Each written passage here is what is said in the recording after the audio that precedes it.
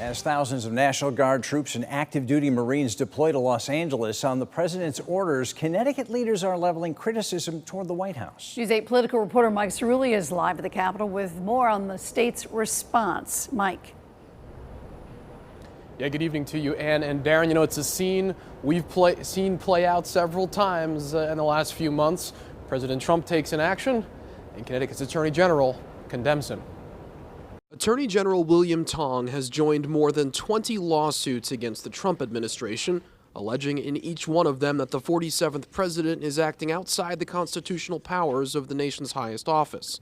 On Tuesday, there was no lawsuit to announce, no march to the courthouse steps, rather strong words of condemnation for the president and solidarity with California Attorney General Rob Bonta, who is suing the administration, alleging the president's military deployments are unlawful. There is no basis for the use of National Guards people when the governor hasn't asked for it, and where Los Angeles police and state police in California had the situation under control. The legal dispute over the president's authority to use the military in Los Angeles is rooted in a U.S. law that lays out specific circumstances in which such an action is allowed. One of those circumstances contemplates rebellion or danger of rebellion.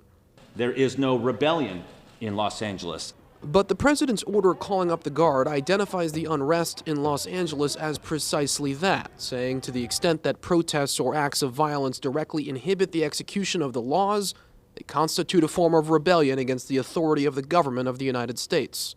We would bring more in if we needed it, because we have to make sure there's going to be law and order.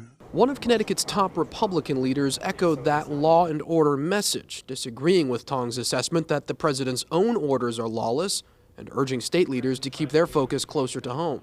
I'd rather we focus on what's going on in Connecticut rather than jumping on every lawsuit that other states are bringing. Speaking alongside Tong, Governor Lamont sought to reassure residents that a mobilization of the Guard wouldn't be coming to Connecticut, where another wave of anti-Trump protests is expected this weekend. Whatever you do it peacefully. We'll be there to keep you safe. Attorney General Tong reiterated the governor's statement that any deployment or federalization of the Connecticut National Guard is really a premature concept to even contemplate. And he did say, though, if it did happen, his first phone call would be to Tong. Reporting live at the state capitol tonight, Mike Cerulli, News 8.